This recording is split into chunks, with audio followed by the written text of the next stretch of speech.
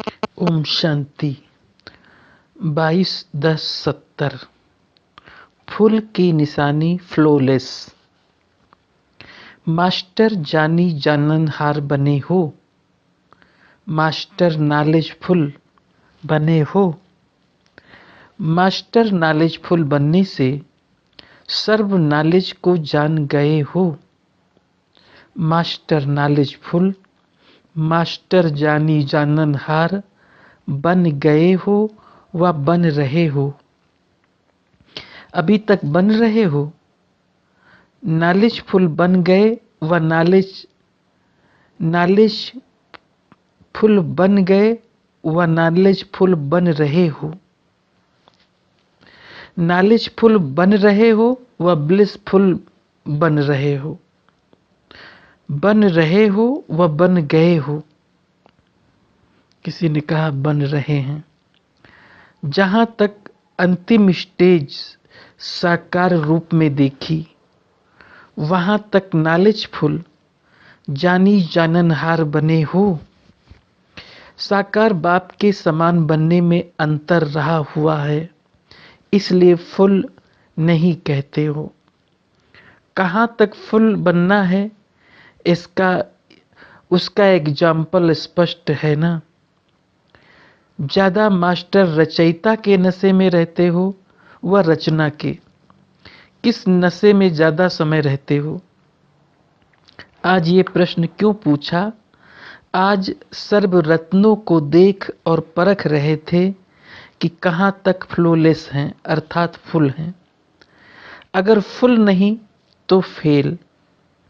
तो आज फुल और फेल की रेखा देख रहे थे, तो प्रश्न पूछा कि फुल बने हो।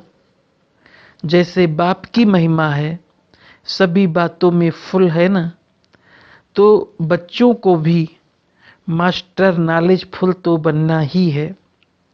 सिर्फ नॉलेज में नहीं, लेकिन मास्टर नॉलेज फुल। इसलिए प्रश्न भी पूछा कि मास्टर नॉलेज फुल बने हो। मास्टर तो हो ना। मास्टर नॉलेज फुल में भी ना हो सकती है क्या? अगर आपके दो हिसाब हैं, तो बाप दादा के भी दो राज हैं। आज एक में तीन बातें विशेष रूप से देख रहे थे। आज अमृत वेले की दिनचर्या सुना रहे हैं कि क्या देख रहे थे। आज बाप दादा ने एक एक रतन में तीन बातें देखी, वो कौन सी? ये भी एक ड्रिल कराते हैं। आज तीन बातें ये देख रहे थे। एक तो हर एक की लाइट, दूसरा माइट और तीसरा राइट। राइट शब्द के दो अर्थ हैं। एक तो राइट यथार्थ को कहा जाता है, दूसरा राइट अधिकार को कहा जाता है। राइट अधिकारी भी कितने हैं और साथ साथ यथार्थ रूप में कहाँ तक हैं? तो लाइट, माइट और राइट, ये तीन बातें देख रहे थे। रिजल्ट क्या निकली वो भी बताते हैं। अभी सर्विस बहुत की है ना, तो वो रिजल्ट देख रहे थे। अभी तक सिर्फ आवाज फैलने तक रिजल्ट है। आवाज फैलाने में पास हो, लेकिन आत्माओं को बाप के समीप लाने का आह्वान भी करना है। आवाज फैला है, लेकिन आत्माओं को आह्वान करना है। आह्वान करना और बाप के समीप लाना, ये पुरुषार्थ अभी रहा हुआ है, क्योंकि स्वयं भी आवाज से परे रहने के इच्छुक हैं, अभ्यासी नहीं हैं, इसलिए आवाज से आवाज फैल रहा है।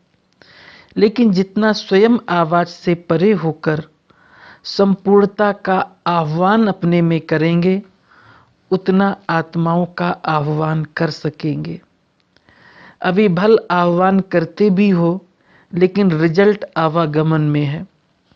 आवागमन में आते भी हैं, जाते भी हैं, लेकिन आह्वान के बाद आहुति बन जाएं, वो काम अभी करना है। नॉलेज के तरफ आकर्षित होते हैं, लेकिन नॉलेजफुल के ऊपर आकर्षित करना है। अभी तक मास्टर रचयिता कहाँ कहाँ रचना के आकर्षण में आकर्षित हो जाते हैं। इसलिए जो जितना और जैसे स्वयं हैं उतना और वैसा ही सबूत दे रहे हैं। अभी तक शक्ति रूप शूरवीरता का स्वरूप नैनों और चैनों में नहीं है। शक्ति व शूरवीरता की सूरत ऐसे दिखाई दे जो कोई भी आसुरी लक्षण वाले हिम्मत न रख सके। लेकिन अभी तक आसुरी लक्षण के साथ साथ आसुरी लक्षण वाले कहाँ कहाँ आकर्षित कर लेते हैं। जिसको रायल माया के रूप में आप कहते हो, वायुमंडल ऐसा था, वाइब्रेशंस ऐसे थे, वह समस्या ऐसी थी, इसलिए हार हो गई। कारण देना गोया अपने को कारागार में दाखिल करना। अब समय बीत चुका, अब कारण नहीं सुनेंगे। बहुत समय कारण सुने, लेकिन अप्रत्यक्ष कार्य देखना है, न कि कारण। अभी थोड़े समय के अंदर धर्मराज का रूप प्रत्यक्ष अनुभव करेंगे, क्योंकि अब अंतिम समय है। अनुभव करेंगे कि इतना समय बाप के रूप में कारण भी सुने, स्नेह भी दिया, रहम भी किया, रियायत भी बहुत की, लेकिन अभी ये दिन बहुत थोड़े रह गए हैं। फिर अनुभव करेंगे कि एक संकल्प के भूल के एक का 100 गुणा दंड कैसे मिलता है। अभी अभी किया और अभी अभी इसका फल व दंड प्रत्यक्ष रूप में अनुभव करेंगे। वो समय बहुत जल्दी आने वाला है, इसलिए बाप दादा सूचना देते हैं, क्योंकि फिर भी बाप दादा बच्चों की स्नेही हैं। अब मास्टर रचयितापन का नशा धारण कर रचना के सर्व आकर्षण से अपने को दूर करते जाओ। बाप के आगे रचना हो, लेकिन अब समय ऐसा आने वाला है जो मास्टर रचयिता, मास्टर नॉलेजफुल बनकर उस आकर्षक पावरफुल स्थिति में स्थित ना रहे तो रचना और भी भिन्न भिन्न रंग ढंग रूप और रचेगी। इसलिए फुल बनने के लिए स्टेज पर पूरी रीति स्थित हो जाओ, तो फिर कहाँ भी फेल नहीं होंगे। अभी बचपन की भूलें, अलबेलेपन की भूलें, आलस्य की भूलें, बेपरवाही की भूलें रही हुई है। इन 4 प्रकार की भूलों को ऐसे भूल जाओ जैसे सतयुगी दुनिया में भूल जाएंगे। तो ऐसा पावरफुल शक्ति स्वरूप, शस्त्रधारी स्वरूप, सदा जागती ज्योति स्वरूप अपना प्रत्यक्ष रूप दिखाओ। अभी आपके अपने अपने भगत, आप गुप्त वेशधारी आत्माओं को फिर से पाने के लिए तड़प रहे हैं। आपके संपूर्ण मूर्त प्रत्यक्ष होंगे, तब तो आपके भक्त प्रत्यक्ष रूप में अपने इष्ट को पा सकेंगे। अभी तो कई प्रकार के हैं, भल आवाज सुनेंगे, लेकिन ये भी याद रखना, एक तरफ आसुरी आत्माओं की आवाज और भी आकर्षक तथा फुल फोर्स में होगी, दूसरी तरफ आपके भक्तों की आवाज भी कई प्रकार से और फुल फोर्स में होगी। अभी प्रत्यक्ष रूप में क्या लाना है और क्या नहीं लाना है, वो भी परखना बुद्धि का काम है। इसलिए अभी रियायत का समय गया, अभी रूहानियत का समय है।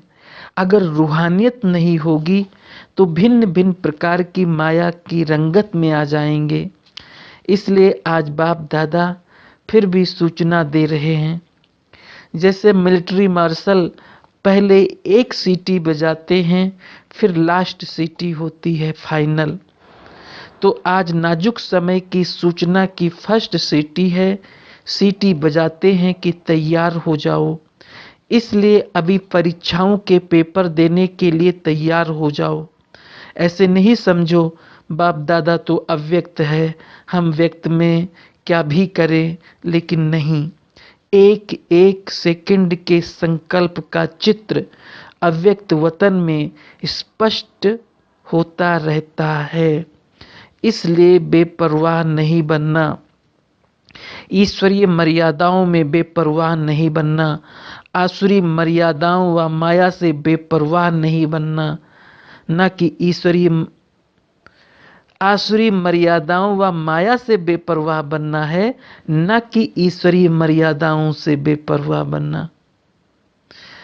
बेपरवाही का कुछ कुछ प्रवाह वतन तक पहुंचता है। इसलिए आज बाप दादा फिर से याद दिला रहे हैं, संपूर्णता को समीप लाना है, समस्याओं को दूर भगाना है और संपूर्णता को समीप लाना है।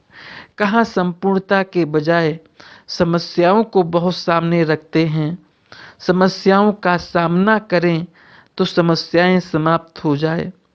सामना करना नहीं आता है तो एक समस्या से अनेक समस्याएं आ जाती हैं।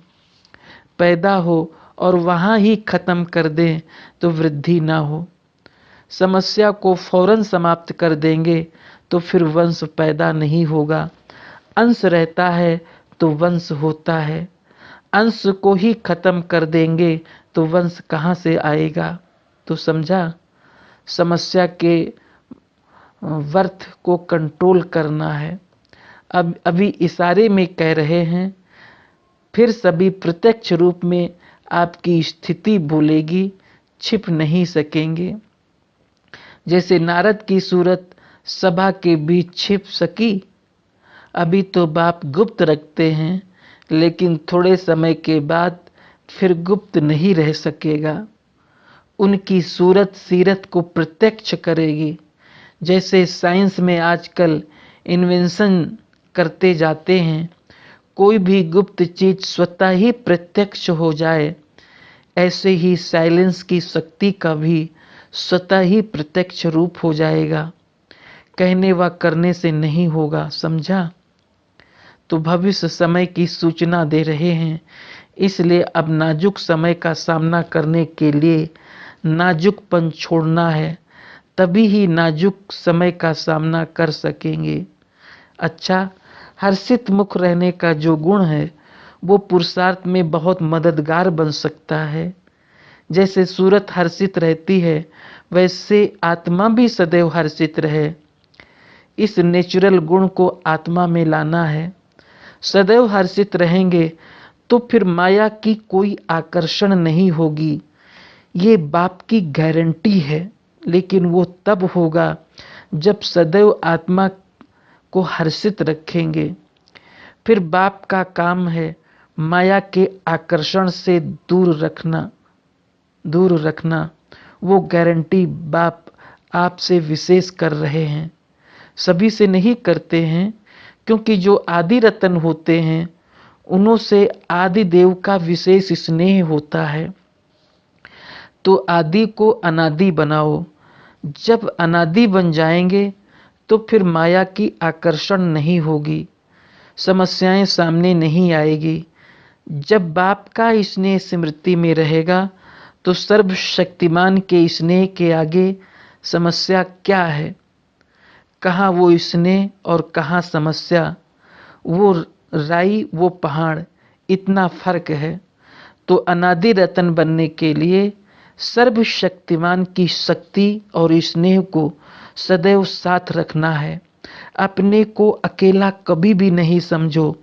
साथी के बिना जीवन का एक सेकंड भी ना हो। जो स्नेही साथी होते हैं वो अलग नहीं होते हैं। साथी को साथ ना रखने से, अकेला होने से माया जीत लेती है। अच्छा, ओम शांति।